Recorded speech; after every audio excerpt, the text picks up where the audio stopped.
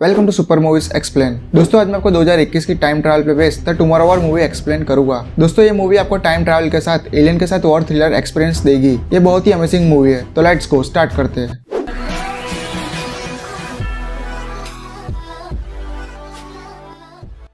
दोस्तों movie start होते Chris प्रट से, यानी कि मूवी के मेन हीरो डैन फॉरेस्टर से, जो आसमान से वॉर्मल से बाहर आते हुए नीचे बिल्डिंग पर गिर रहे होते हैं। वो बिल्डिंग पर टेरेस के स्विमिंग पूल में गिर जाते हैं। उनके साथ दूसरे लोग भी वहाँ गिर रहे होते हैं। पूरी सिटी में तबाही मची हुई होती है। ये फ्यूचर का सीन होता है। फिर हमें 28 साल पहले यानी कि 2022 का प्रेजेंट ईयर को दिखाया जाता है। ये दिसंबर का महीना होता है, इसलिए डैन के घर क्रिसमस पार्टी होती है। डैन की बेटी का नाम म्यूरी होता है और उनकी वाइफ का नाम एमी होता है।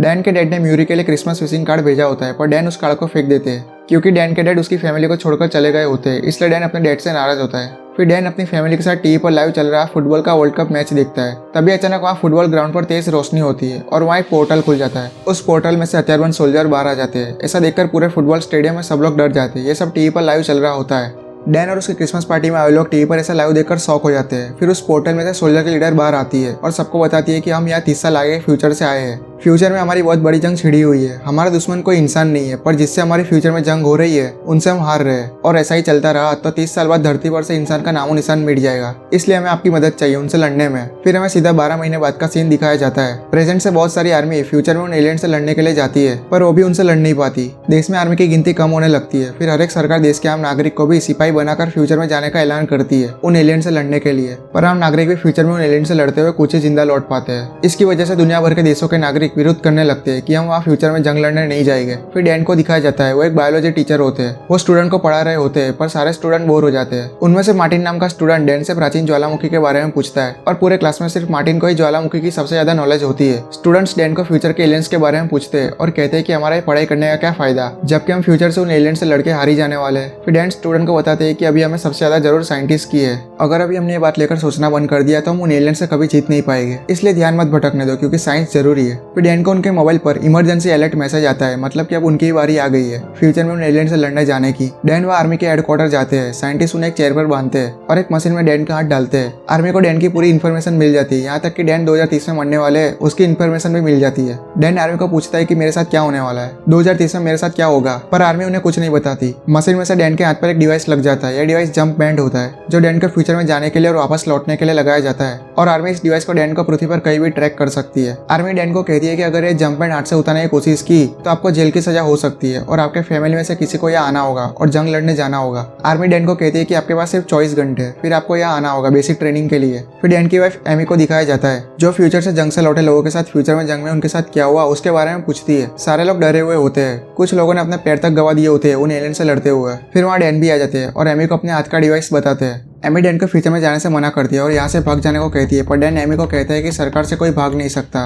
जब तक मेरे हाथ में डिवाइस है वो हमें ढूंढ लेंगे। फिर एमी डैन को बताती है कि एक इंसान हमारी मदद कर सकता है इसे उतारने में। वो डैन के डैड होते हैं। डैन उनके डैड के पास मदद मांगने जाने से मना कर देते हैं, पर एमी डैन को कहती है कि उनके अलावा और कोई रास्ता नहीं है। फिर डैन अपने डैड के पास जाते हैं। डैन के डैड उसके हाथ से डिवाइस को निकालने लगते हैं, पर बीच में डैन की और उसके डैड की नोकझोंक हो जाती है क्योंकि डैन के डैड उसकी फैमिली को छोड़कर चले गए होते हैं। फिर डैन के डैड उसको सारी बात बताते हैं कि वो क्यों उनकी फैमिली को छोड़कर चले गए होते हैं, पर डैन बात को मानने को तैयार नहीं होता। डैन अपने हाथ से डिवाइस को निकाले बिना ही अपने घर वापस चला जाता है। डैन के हाथ पर वही डिवाइस को देखकर एमी इमोशनल हो जाती है। फिर डैन उसे समझाता है और अपनी बेटी म्यूरी को भी समझाते हैं कि मुझे दुनिया को बचाने वहाँ जाना होगा, नहीं तो आगे दुनिया खत्म हो जाएगी। म्यूरी भी बहुत इमोशनल हो जाती है अपने डैड के लिए। डैन म्यूरी से वादा करते हैं कि वो वापस जरूर लौटेंगे। फिर डैन वहाँ ट्रेनिंग के लिए चले जाते हैं। वहाँ दूसरे भी बहुत सारे लोग होते हैं। वहाँ लेफ्टिनेंट हर्ट सारे लोगों को बताती है कि आपकी फ्यूचर में जंग लड़ने की ड्यूटी 7 दिनों की होगी। जैसे ही 168 घंटे पूरे हो गए तो ये आपके हाथ पर जो जंप बैंड है वो ऑटोमेटिकली तुम्हें फ्यूचर से यहाँ वापस ले आएगा। लेफ्टिनेंट सारे लोगों को 2 फोर्स में डिवाइड करती है, एक डी फोर्स और एक R force. Then R force में होता है। डैन की अपने आर फोर्स के लोगों से दोस्ती हो जाती है। लेफ्टिनेंट हर्ट आर फोर्स को फ्यूचर में एलियन से यानी कि व्हाइट स्पाइक से कैसे लड़ना है उसके बारे में बताती है और वॉर्मल जंप लिंक के बारे में भी बताती है।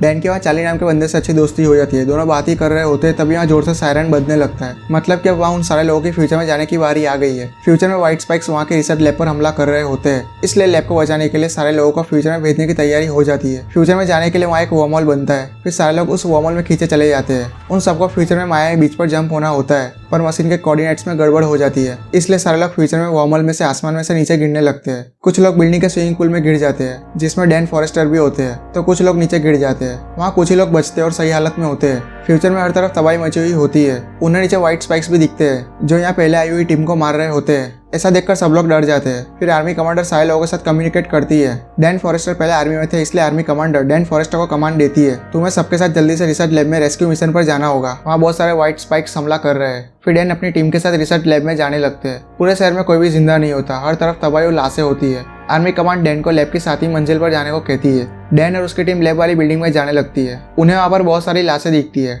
डैन टीम के साथ रिसर्च लैब में आ जाते हैं। आर्मी कमांड डैन को जल्दी से लैब से सारी हार्ड ड्राइव और नीली शीशियां लेकर वहां से निकलने को कहती है, क्योंकि आर्मी यहाँ पूरे शहर में बॉम्ब्स गिराने वाली होती है। डैन और उसकी पूरी टीम जल्दी से रिसर्च लैब से सारा सामान लेकर वहां से निकलने लगती है। पर डैन ने जो बाहर निगरानी रखने के लिए 2 लोगों की यूनिट रखी थी, वो जल्दी से डैन के पास आकर मेन रास्ते से बाहर निकलने को मना कर देते हैं, क्योंकि वहाँ व्हाइट स्पाइक्स उन्हें देख लिए होते हैं। इसलिए आर्मी कमांडर उन्हें बिल्डिंग के पीछे वाले सीढ़ी से जाने को कहती है। डैन और पूरी टीम चौकन्ना होकर धीरे धीरे नीचे उतरती है, पर जैसे ही डैन ऊपर देखता है तो उसे वहाँ व्हाइट स्पाइक्स दिखते हैं। वो उन पर स्पाइक्स छोड़कर हमला करने लगते हैं। डैन के साथ पूरी टीम भी उन पर गोलियां चलाने लगती है और तेजी से नीचे उतरने लगती है। व्हाइट स्पाइक्स भी बहुत खतरनाक और तेज होते हैं, वो लगातार हमला करके सबको मारने लगते हैं। दोस्तों, ये बहुत ही एपिक सीन होता है। पूरी टीम व्हाइट स्पाइक्स पर गोलियां चलाते हैं, पर एलियन का पीठ का भाग बहुत ही मजबूत होता है, इसलिए गोलियां उन्हें लग नहीं पाती। फिर डैन व्हाइट स्पाइक के पैर और दूसरे हिस्से पर गोलियां चलाते हैं, तब गोलियां व्हाइट स्पाइक को लगने लगती है और गोलियां खत्म हो जाने के बाद डैन दीवार पर लगी एक्स को निकाल कर उसको मारने लगता है, पर व्हाइट स्पाइक बहुत ही मजबूत होता है। फिर डोरियन उस व्हाइट स्पाइक को गोलियां चलाकर मार देता है और सबको बताता है कि गर्दन और पेट व्हाइट स्पाइक का सबसे कमजोर हिस्सा है। दोस्तों, ये डोरियन पहले भी यहाँ 2 बार आ चुका होता है, इसलिए उसे ये सब बातें पता होती है। फिर डैन और पूरी टीम यहाँ से बाहर निकलने लगती है। वही व्हाइट स्पाइक तेजी से चिल्लाकर अपने साथियों को भी बुलाने लगते हैं। फिर आर्मी कमांड डैन और उसकी टीम को रेस्क्यू करने के लिए आर्मी की रेस्क्यू गाड़ियां भेजती है। पूरी टीम आर्मी की रेस्क्यू कार्स देखकर खुश हो जाती है, पर व्हाइट स्पाइक सारी गाड़ियों को तबाह कर देते हैं। पूरी टीम उन पर गोलियां चलाने लगती है। व्हाइट स्पाइक्स भी उन पर हमला करने लगते हैं और फाइटर प्लेन्स भी शहर में बॉम्ब्स गिराने लगते हैं। फिर आर्मी कमांडर जल्दी से डैन को टीम के साथ यहाँ के इलाके से बाहर जाने को कहती है, क्योंकि वहाँ फाइटर प्लेन्स बॉम्ब गिराने आ रहे होते हैं। डैन और टीम जल्दी से यहाँ से बाहर जाने लगती है, पर एक जन भागते हुए नीचे टनल में गिर जाता है। डैन उसकी मदद के लिए नीचे कूदता है, पर वहाँ बहुत सारे व्हाइट स्पाइक भी उन पर हमला करने आ रहे होते हैं। वो स्पाइक्स छोड़कर उनको मारने लगते हैं। आर्मी कमांडर वहाँ से जल्दी से उन्हें भागने को कहती है। डैन की टीम के कुछ लोग वहीं रुककर व्हाइट स्पाइक को रोके रखे हुए होते हैं और डैन के साथ बची हुई टीम को यहाँ से भागने को कहते हैं। फाइटर प्लेन्स वहाँ बॉम्ब्स गिराने लगते हैं। डैन अपनी बची हुई टीम के साथ यहाँ से भागने लगते हैं। फिर हमें डैन को दिखाया जाता है, वो नींद से जागता है तो वो एक सेफ आर्मी कैंप में होता है। वहाँ उसका दोस्त भी होता है। डैन और चार्ली वहाँ डोरियन से मिलते हैं और उससे पूछते हैं कि बाकी टीम कहाँ है। डोरियन उन्हें बताता है कि सब लोग मारे गए और ये सब तुम्हारी वजह से हुआ है। अगर तुम उसे बचाने उस टनल में ना कूदते तो आज कुछ लोग जिंदा होते। फिर आर्मी कमांडर डैन से मिलती है। आर्मी कमांडर की सरनेम फॉरेस्टर होती है और डैन की वही फॉरेस्टर सरनेम होती है। डैन आर्मी कमांडर से पूछते हैं कि आप कहाँ से हो। आर्मी कमांडर डैन को बताती है कि आप जहाँ से हो वहीं से ही मैं हूँ। फिर डैन को पता चलता है कि ये उनकी बेटी म्यूरी है। म्यूरी को भी पहले से ही पता होता है कि डैन उसके डैड होते हैं। डैन अपनी बेटी को देखकर बहुत खुश हो जाते हैं। म्यूरी डैन को बताती है कि मैंने अपने डैड को यहाँ इमोशनल होकर या डैड के साथ वक्त बिताने नहीं बुलाया, मैंने आपको यहाँ किसी खास मकसद से यहाँ बुलाया है। फिर म्यूरी डैन को फीमेल व्हाइट स्पाइक के बारे में बताती है और डैन को बताती है कि हमें उसे लेने जाना होगा, क्योंकि बाकी मेल्स व्हाइट स्पाइक पर हमारा बना हुआ जहर काम कर गया है, पर सिर्फ फीमेल व्हाइट स्पाइक पर जहर काम नहीं कर पाया है। अगर हमने ऐसा जहर बना लिया कि जिससे वो मर जाए तो समझो सारे व्हाइट स्पाइक भी मर जाएंगे, इसलिए हमें उसे फीमेल व्हाइट स्पाइक को लेने जाना होगा। म्यूरी, डैन और सोल्जर हेलीकॉप्टर में चले जाते हैं। रास्ते में डैन म्यूरी को बताते हैं कि मुझे जब ये हाथ पर जंप बैंड बांधा गया था तब वो लोग मुझे ऐसा बता रहे थे कि मैं 7 साल के बाद मरने वाला हूँ, क्या तुम्हें पता है कि मैं कैसे मरूंगा। म्यूरी डैन को बताती है कि आखिरी बार मैंने आपको आपकी मौत के वक्त देखा था। म्यूरी उन्हें और कुछ नहीं बताती। फिर वो लोग फीमेल व्हाइट स्पाइक के इलाके में आ जाते हैं। म्यूरी डैन को हेलीकॉप्टर में रुकने को कहती है और खुद नीचे चली जाती है। नीचे सोल्जर्स उस फीमेल व्हाइट स्पाइक को पकड़ने के लिए जहमत कर रहे होते हैं। म्यूरी बहुत कोशिश करती है उसे पकड़ने की। फीमेल व्हाइट स्पाइक बहुत ही ताकतवर होती है, वो सबको मारने लगती है। बाहर भी बहुत सारे व्हाइट स्पाइक आने लगते हैं फीमेल को बचाने। उतने में डैन भी नीचे कूद जाते हैं म्यूरी को बचाने के लिए। डैन, म्यूरी और सोल्जर बहुत मुश्किल से फीमेल व्हाइट स्पाइक को पिंजरे में डालते हैं। फिर हेलीकॉप्टर तुरंत उस पिंजरे को उड़ाकर ले जाने लगता है। म्यूरी और डैन दूसरे हेलीकॉप्टर में बैठे, उससे पहले वहाँ बहुत सारे व्हाइट स्पाइक आ जाते हैं। डैन और म्यूरी आर्मी कार में बैठकर और व्हाइट स्पाइक को मारते हुए एक बीच पर आ जाते हैं। फिर म्यूरी डैन को सब कुछ बताती है कि उनके साथ क्या हुआ था, कि वो 7 साल बाद मर गए थे। ये बातें अपने डैड से कहकर म्यूरी बहुत ही इमोशनल हो जाती है। फिर एक हेलीकॉप्टर उन्हें लेकर समुद्र के बीच डीप स्वेल लाइन जगह पर ले आते हैं। फीमेल व्हाइट स्पाइक को भी वहीं पर ले आते हैं उस पर रिसर्च करने के लिए। म्यूरी ने फीमेल व्हाइट स्पाइक को बेहोश करके और चेन से बांधकर रखा होता है। म्यूरी डैन को बताती है कि हमें जल्द से जल्द ऐसा जहर बनाना होगा जो इन्हें मार सके। डैन और म्यूरी दोनों इसकी रिसर्च में लग जाते हैं। वो बहुत सारे सैंपल पर रिसर्च करते हैं, पर कोई भी 100% नहीं होता। फिर लास्ट में R7 नाम का सैंपल 100% मैच हो जाता है। उतने में वहाँ बहुत सारे व्हाइट स्पाइक सुरक्षा घेरा तोड़कर वहाँ भी आने लगते हैं फीमेल को लेने के लिए। सोल्जर्स उन्हें मारने लगते हैं, पर व्हाइट स्पाइक की तादाद बहुत ही ज्यादा होती है। म्यूरी और डैन व्हाइट स्पाइक से बचते हुए आगे बढ़ते हैं ताकि हेलीकॉप्टर तक पहुंच सके। रास्ते में बहुत सारे व्हाइट स्पाइक आते हैं, पर डैन और म्यूरी उन्हें मारकर आगे बढ़ते ही रहते हैं। दोनों हेलीकॉप्टर तक पहुंचने वाले होते हैं, तभी म्यूरी को एक स्पाइक्स लग जाता है और वो नीचे गिर जाती है। डैन भी म्यूरी को बचाने के लिए नीचे कूद जाते हैं। हर तरफ तबाही मच जाती है। फिर म्यूरी डैन को R7 जहर का सैंपल देती है और कहती है कि इसे लेकर आपको अपने टाइम में जाना होगा और इस R7 जहर को बड़ी मात्रा में बनाकर जंग शुरू होने से पहले खत्म करनी होगी। डैन अपनी बेटी की इसी हालत देखकर बहुत इमोशनल हो जाते हैं। उतने में फीमेल व्हाइट स्पाइक वहां आ जाती है और म्यूरी को नीचे खींच लेती है। डैन अपनी बेटी को बचाने के लिए नीचे कूद जाते हैं, पर उनका टाइम यहाँ खत्म हो जाता है। मतलब कि फ्यूचर के मिशन के उनके 168 घंटे पूरे हो जाते हैं, इसलिए डैन ऑटोमेटिकली अपने टाइम में पहुंच जाते हैं। अब उनके पास व्हाइट स्पाइक को खत्म करने के लिए परफेक्ट जहर भी होता है और टाइम भी बहुत होता है। डैन अपनी वाइफ से मिलते हैं और घर जाकर अपनी बेटी म्यूरी से मिलते हैं। डैन एमी को फ्यूचर के बारे में सब कुछ बताते हैं और म्यूरी के बारे में भी बताते हैं। डैन एमी को बताते हैं कि हमारी बेटी म्यूरी ने एलियंस को खत्म करने के लिए एक जहर बनाया है, पर हम उसे इस्तेमाल नहीं कर सकते।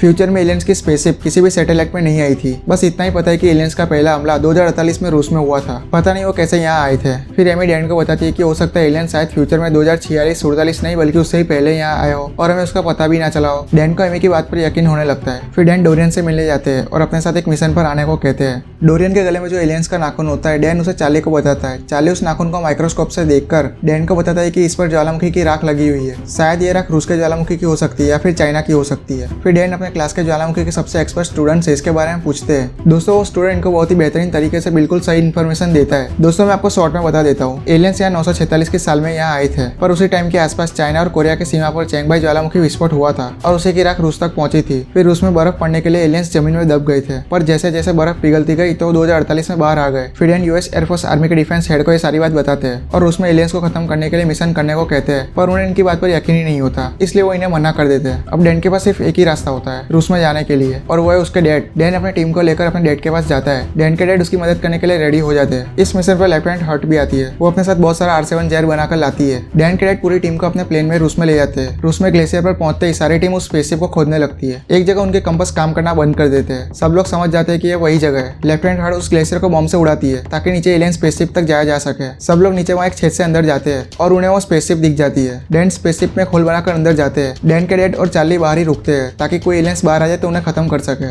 डैन और उसके साथ वाली टीम स्पेसशिप में धीरे धीरे आगे बढ़ती है। तभी उन्हें एलियन दिखते हैं, पर ये व्हाइट स्पाइक नहीं होते, ये स्पेसशिप के पायलट होते हैं। स्पेसशिप धरती पर क्रैश हुआ था। फिर आगे उन्हें व्हाइट स्पाइक्स दिखते हैं जो किसी अंडर टाइप हेली में हाइबरनेट मोड में होते हैं। ये व्हाइट स्पाइक्स प्लेन को तबाह करने के लिए एलियंस के हथियार होते हैं। डोरियन डैन को बताता है कि अगर ये स्पेसशिप धरती पर क्रैश हुआ था तो इसका मतलब ये कि धरती इनका निशाना नहीं था, कोई और प्लेनेट था। फिर डैन कहता है कि चाहे जो भी हो हमें जल्द से जल्द अभी इन्हें खत्म करना होगा। पूरी टीम बैग में से जहर की शीशियां निकालकर इंजेक्शन के गन में डालकर व्हाइट स्पाइक को खत्म करने लगती है, पर कुछ व्हाइट स्पाइक जग जाते हैं और बाहर निकलने लगते हैं। बाहर डैन के डैड और चार्ली उनको मारने लगते हैं। वहाँ एक फीमेल व्हाइट स्पाइक भी बाहर निकल आती है। लेफ्टिनेंट हर्ट और डोरियन स्पेसशिप में रुककर पूरे एलियन स्पेसशिप को उड़ाने का प्लान बनाते हैं। डोरियन लास्ट में डैन को एलियन का नाखून देता है और डैन को स्पेसशिप से बाहर जाने को कहता है। डोरियन और लेफ्टिनेंट हर्ट पूरी स्पेसशिप को उड़ा डालते हैं। डैन बाहर निकलकर चार्ली और अपने डैड से मिलता है। उसके डैड डैन को बताते हैं कि बाकी एलियंस को हमने मार दिया, पर एक बड़ा वाला बाहर भाग गया। डैन उन्हें बताता है कि वो फीमेल व्हाइट स्पाइक थी, हमें जल्द से जल्द उसे ढूंढ के मारना होगा। वो लोग उसे ढूंढने लगते हैं। तभी फीमेल व्हाइट स्पाइक डैन के डैड को देख जाती है, पर डैन के डैड उसको चकमा दे देते हैं और गोली से मारने लगते हैं। डैन भी वहाँ आकर उसको मारने लगता है। दोनों बहुत ही कोशिश करते हैं उसे मारने की, पर फीमेल व्हाइट स्पाइक बहुत ही खतरनाक होती है। मूवी का एक्शन सीन बहुत ही कमाल का होता है। डैन बड़ी जहमत से उस जहर को फीमेल व्हाइट स्पाइक की बॉडी में डाल देता है। दोस्तों इस एक्शन सीन में एक ट्विस्ट भी आता है जो आपको ये मूवी देखकर ही पता चलेगा। लास्ट में डैन और उसका डैड फीमेल व्हाइट स्पाइक को मारने में कामयाब हो जाते हैं। वो मरते हुए पहाड़ से नीचे गिर जाती है और उसकी बॉडी पूरी तरह से डिस्ट्रॉय हो जाती है। फिर लास्ट में डैन अपने घर पे चला जाता है। अब वो अपने डैड को भी घर ले जाता है और एक हैप्पी एंडिंग के साथ ये मूवी एंड हो जाती है। दोस्तों इस मूवी में जो टाइम ट्रैवल दिखाया गया है उसमें कुछ लो पोल भी है, पर उनको ज्यादा ध्यान में ना रखते हुए सिर्फ हम मूवी को एंजॉय करें तो एक अच्छी एलियन एक्शन मूवी है। दोस्तों ये मूवी आप अपनी फैमिली के साथ भी देख सकते हो।